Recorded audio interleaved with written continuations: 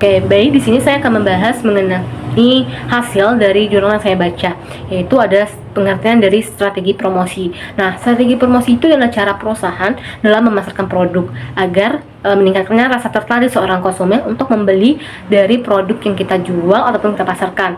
Nah, strategi promosi ini bisa melalui media sosial. Salah satu cara yaitu melalui strategi promosi melalui media sosial, yaitu merupakan salah satu cara perusahaan dalam menyampaikan informasi agar tertariknya seorang pelanggan untuk membeli produknya. Nah, kemudian teman-teman, di dalam jurnal ini juga membahas strategi promosi melalui media sosial itu dapat dilakukan melalui 5 bentuk cara, yaitu melalui iklan. Nah, iklan ini mungkin tidak asing bagi teman-teman, salah satu metode pesan yang disampaikan. Nah, yaitu baik secara seperti pemasaran produk ataupun menyampaikan informasi dan penyebaran informasi. Dan di mana melalui iklan ini terdiri 2 media, yaitu media cetak dan media massa. Di mana media cetak ini seperti brosur yang dipajang di dalam media sosial kita ataupun kita upload menjelaskan bagaimana apa saja yang terjual ataupun yang tersedia dalam perusahaan kita ataupun yang kita punya. Kemudian bisa menggunakan surat kabar ataupun pamflet, kemudian tabloid. Nah, sedangkan media sosial adalah mungkin tidak asing lagi bagi teman-teman. Sekarang ini canggihnya teknologi bisa digunakan. Nah, salah satunya menggunakan aplikasi yang tersedia melalui handphone, melalui Instagram, WA, Facebook, dan TikTok. Di mana 4 aplikasi ini juga memiliki keterbatasan dan kemampuan kelebihan. Nah, salah satu yang dapat teman-teman dapat gunakan yaitu adalah Instagram dan TikTok, di mana aplikasi ini sangat digemari oleh masyarakat kita secara yang mana bisa meningkatkan kreativitas, digunakan oleh kalangan dari yang mayoritas umur maupun dari ekonomi, di mana sehingga akan meningkatkan efektivitas konsumsi seorang ataupun pembeli untuk membeli produk kita. Nah, tapi teman-teman perlu diperhatikan dalam memasarkan di dalam produk ini dalam media sosial, itu harus menggunakan kata-kata yang bijak, tidak menggunakan dorongan secara agresif, kemudian mendengar itu melihat dari seperti adanya nilai autentiknya, kemudian tertarik ataupun kreativitas sehingga meningkatkan rasa tertarik seorang pelanggan untuk membaca apa sih yang disampaikan melalui media sosial. Kemudian teman-teman dapat melakukan seperti membuat akun-akun yang sesuai dengan produk teman-teman, menjelaskan gambar-gambar, mengupload foto ataupun video. Kemudian selain iklan bisa melalui cetak dan media sosial, teman-teman juga dapat melakukan seperti adanya promo penjualan. Nah, promo penjualan ini salah satu untuk meningkatkan pelanggan baru ataupun meningkatkan konsumen untuk membeli, dimana yaitu seperti diskon-diskon yang seperti tersedianya diskon dalam produk yang dijual, kemudian adanya seperti 40% pembelian sekarang. Nah, kemudian ada pemberian voucher, pemberian barang gratis setiap pembelian, ataupun pemberian paket hemat, seperti harusnya 2 barang dengan harga yang mahal tapi kita berikan dengan harga yang murah.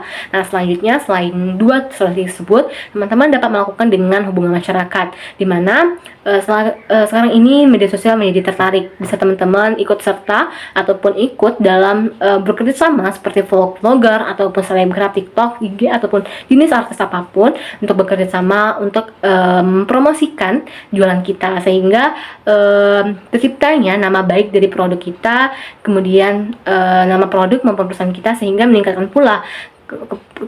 pula pembelian dari konsumen. Yang keempat yaitu ada mengenai tentang pemasaran langsung, di mana pemasaran langsung ini adalah suatu komunikasi yang dilakukan oleh penjual dan pembeli tanpa adanya pihak lain yang terlibat. Nah, salah satunya seperti penggunaan siaran langsung media sosial, di mana dapat langsung bertemu dilakukan dengan seorang konsumen. Kemudian konsumen juga membalas dari apa yang kita sampaikan di kolom komentar. Selain promosi langsung, dapat juga dilakukan dengan penjualan personal, di mana penjualan personal ini seperti adalah antara pihak penjualan pembeli itu langsung bertemu tatap muka secara langsung, tapi dengan mengguna untuk menginformasikan menginformasikan apa saja sih yang tersedia di dalam tempat ataupun yang kita jual secara jasa dan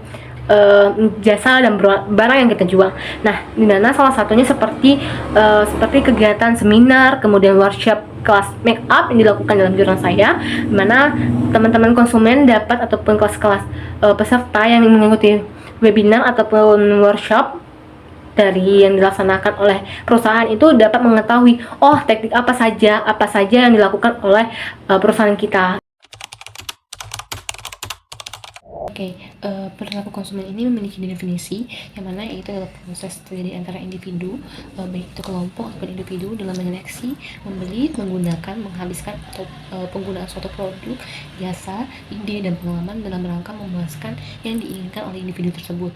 Nah, di mana suatu perusahaan ini memerlukan penawaran perbelanjaan sehingga ada perilaku konsumen. Nah, saya itu salah satunya melakukan riset secara mendalam terkait perilaku konsumen dalam menawarkan perbelanjaan. Itu antaranya yang pertama itu kita harus melakukan riset kapan sih waktu kita akan menjual, kapan yang waktu tepat penjualan suatu produksi yang kita lakukan, kemudian siapa saja target yang akan kita sentuh untuk menjualkan, kemudian apa yang akan kita jual, apakah itu berupa barang yang secara terwujud ataupun yang ada barang dan ada dapat jasa ataupun berupa bentuk saja.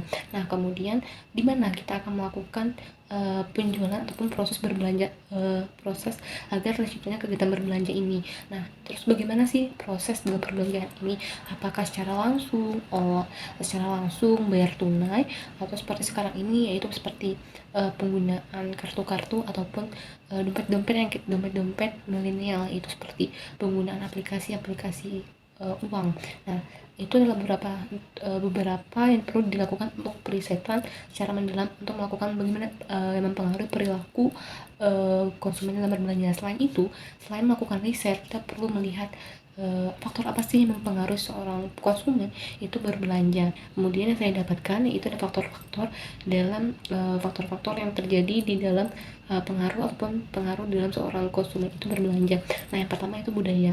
Nah, budaya ini jelas terlihat di dalam suatu masyarakat, secara terlihat dalam masyarakat, baik itu bahasa, kebudayaan berupa seni, kemudian budaya merupakan musik, seni, tradisi ataupun lain-lainnya. Kemudian kebiasaan makanan merupakan salah satu faktor ya teman-teman. Nah, faktor yang saya dapatkan. Nah, kemudian agama juga, teknologi menjadi salah satu faktor mempengaruhi masyarakat dalam berbelanja di budaya. Kemudian di dalam suatu masyarakat pun untuk konsumen ini berbelanja, di mana apakah barang tersebut memiliki daya ataupun nilai yang tinggi sejajar dengan punya nilai yang tinggi nggak sesuai dengan harga. Kemudian juga pelayanan yang baik seperti ramah, kemudian melayani secara ramah seorang konsumen, maka konsumen itu akan mendapatkan ataupun memberikan suatu positif kepada kepada tempat ataupun tukang jual. Kemudian yaitu kelas, dimana di kelas ini maksudnya adalah penyusunan secara struktur antara kayak kelas secara ekonomi seperti ada kelas menengah, atas, pekerja ataupun kelas bawah. Nah, kemudian ada juga kelas usia, kemudian kelas pendidikan, kemudian beberapa kelas lainnya. Nah, dimana faktor ini juga mempengaruhi seorang konsumen berbelanja, dimana setiap kelas ataupun secara perbedaan tingkat itu memiliki perbedaan. Sepertinya masyarakat yang memiliki ekonomi kaya pasti memiliki hidup yang berbeda dari secara berpakaian, kemudian secara makanan dengan masyarakat lainnya, ataupun kebutuhan yang dibutuhkan oleh masyarakat per kelas itu berbeda.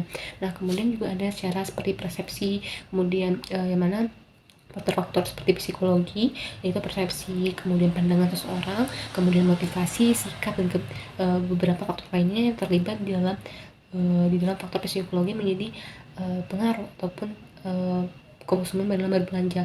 Nah, kemudian juga selain itu juga ada faktor sosial seperti adanya faktor keluarga, kemudian faktor yang pendukung dan lain-lainnya.